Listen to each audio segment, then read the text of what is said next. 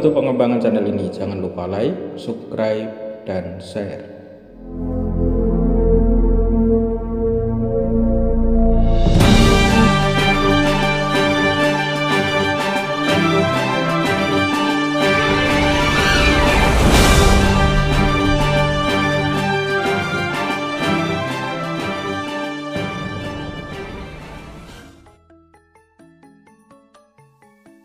Assalamualaikum warahmatullahi wabarakatuh.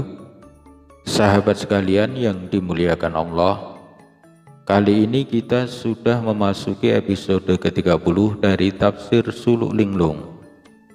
Kali ini kita akan membahas bait ke-1 sampai dengan bait ke-7 dari Pupuh Kinanti dari kitab Suluk Linglung. Semoga dapat menambah wawasan dan ilmu untuk menemukan hakikat diri. Bait-bait ini berisi tentang ajaran Nabi Khidir kepada Sunan Kalijogo tentang pokok-pokok ilmu martabat 7 dari martabat pertama sampai dengan martabat keempat.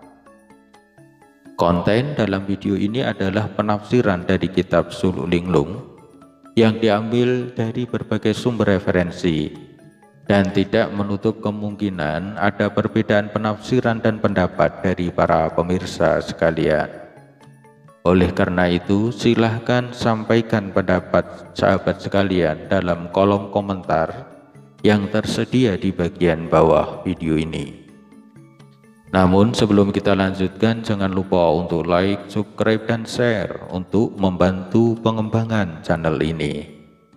Monggo kita mulai dari bait pertama. Nabi Khidir Rum war perlambang es muneki, umpamane wong rerasan loting kang adi pantesing, kang loting bumbu sasatnya war rahsa karoso suci. Artinya, Nabi Khidir berkata lembut dan manis yang isinya bercampur perlambang dan sindiran. Umpamanya ada orang membicarakan sesuatu hal, lotnya seharusnya baik, nyatanya hotnya justru bumbunya bercampur dengan rahasia yang terasa sebagai jiwa suci. Bait kedua. Nur buat kang rahso iku sejatine rahso iki duono ing sifat jamal, johar awal yon wus micil, johar akhir wus diwasa kang awal rahso sejati. Artinya, nubuat yang penuh rahasia itu sebenarnya rahasia ini, yaitu ketika masih berada di sifat jamal, ialah johar awal. Bila sudah keluar menjadi johar akhir yang sudah dewasa, yang awal itulah rahasia sejati. Kemudian di bait yang ketiga, kang johar akhir puniku sawujud sakpati urip, johar tu sawujud tunggal, rahso tunggal urip, tunggil tunggal awal, johar awal, kang johar akhir puniki. Artinya, si johar akhir itu ternyata dalam wujud satu pati dan satu hidup dengan johar ketika dalam kesatuan satu wujud, satu rasa, satu hidup menyatu dengan johar awal. Adapun johar akhir ialah dijelaskan dalam bait keempat ini. Sawujud sagesang lampus, sapolai johar akhir, sama salamine anarimo kang johar batin puniki, kang pinuji kang sinembah iya iku Allah sejati. Satu wujud dalam keadaan sehidup semati, segala ulah johar akhir selamanya bersikap pasrah. Sedangkan johar batin ini ialah yang dipuji dan disembah hanyalah Allah yang sejati. Kemudian bait yang kelima. Nora nono roro iku, siro iku nukot goib, nukot goib du ing kuno, nora sarto nora mati, temene nukot puniko goib iku jeneng reki.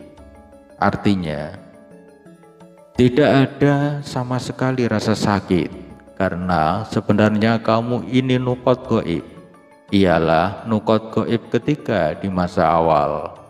Ia tidak hidup juga tidak mati, dan sebenarnya yang dikatakan nukot itu tidak lain, gaib jugalah namanya itu. Dalam buku di atas secara lebih tegas menggambarkan masalah penciptaan segala sesuatu, bermula dari rahasia nubuat, cahaya kenabian, yang termasuk urutan kelima dari cahaya ilahi atau Nur Muhammad. Sejatinya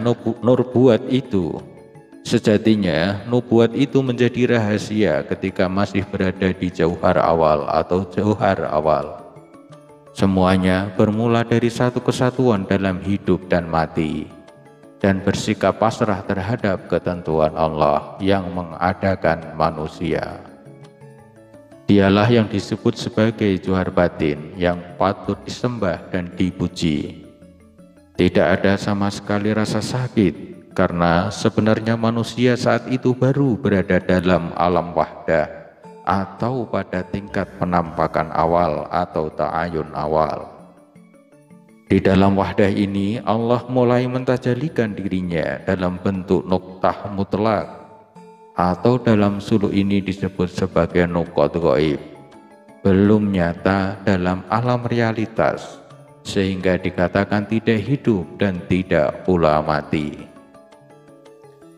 Kemudian di bait yang ke-6, wus tumibo nektu iku tuk maune urip, tinare alif dadinyo. Alif iku jisim latif, sejatine ananiro nektu iku denarani. Artinya, sudah tiba datang nukot yang sudah hidup sejak dulunya dicipta menjadi alif. Alif itu sendiri jisim latif, dan keberadaanmu yang sebenarnya itulah yang disebut dinamakan nektu. Pada tahap berikutnya, apa yang disebut sebagai nuktah atau nukot ini telah dicipta dalam alam konseptual. Dengan kata lain, sudah hidup dan dicipta menjadi alif. Inilah yang disebut dalam martabat ketiga sebagai martabat wahidiyah. Pada martabat inilah diciptakan hakikat Adam dalam alam sifat, bukan alam zat. Dan karenanya, yang pertama kali tampak adalah asma Allah. Martabat ini juga dinamakan martabat Nur Muhammad, sebagai penampakan kedua atau ta'ayun as-sani, martabat a'yan sabidah yang mana semua telah nyata dan tetap dalam ilmu Tuhan. Dengan demikian jelaslah bahwa Tuhan dan alam merupakan dua sisi atau dua wajah dari satu hakikat. Dari segi lahir disebut alam, dan dari segi batin atau hakikat disebut Tuhan. Kemudian bait yang ke-7, Johar jati iya iku jenengiro iku urip, syahadat jati urip ira ing ngaranan getih urip ing ngaranan Rasulullah rasa sejati. Artinya, sekarang Johar jati yaitu namamu itu, semasa hidup yaitu syahadat jati dalam hidup itu sendiri, ialah yang dinamakan Rasulullah rasa sejati. Selanjutnya, martabat keempat adalah alam arwah atau alam segala nyawa. Dari cahaya Allah atau Nurullah yang merupakan cahaya suci ini dijadikan sumber awal kehidupan. Semula semasa hidup disebut dengan Johar jati, dan ketika telah hidup maka namanya pun menjadi syahadat jati, yang semuanya berawal dari Rasulullah sebagai penampakan rasa sejati. Pada tingkatan syahadat jati inilah manusia telah merasakan hidup, dan kehidupan dapat disebut juga dengan darah hidup. Pada tingkatan ini, ruh sudah tercipta meski masih dalam bentuk nur atau cahaya. Ruh dalam tingkatan ini disebut juga sebagai ruh idhofi, atau mengikuti leksikon Jawa dinamakan ruh ilabi. Ruh idhofi atau ruh ilabi ini adalah sasandaning nyawa atau sesandaran nyawa, yaitu tempat di mana ruh atau nyawa atau atma mulai kehilangan sifat aslinya karena sudah tertirai oleh hijab. Hijab adalah tabir penghalang yang menyebabkan ruh sudah mulai tertutupi. Perihal di atas menemukan muaranya dalam pembahasan Syekh Abdul Qadir Al-Jailani berkenaan dengan melihat Allah. Dalam hal ini ia mengutip sebuah hadis Rasulullah SAW yang artinya, "Aku mengenal Tuhanku dengan Tuhanku."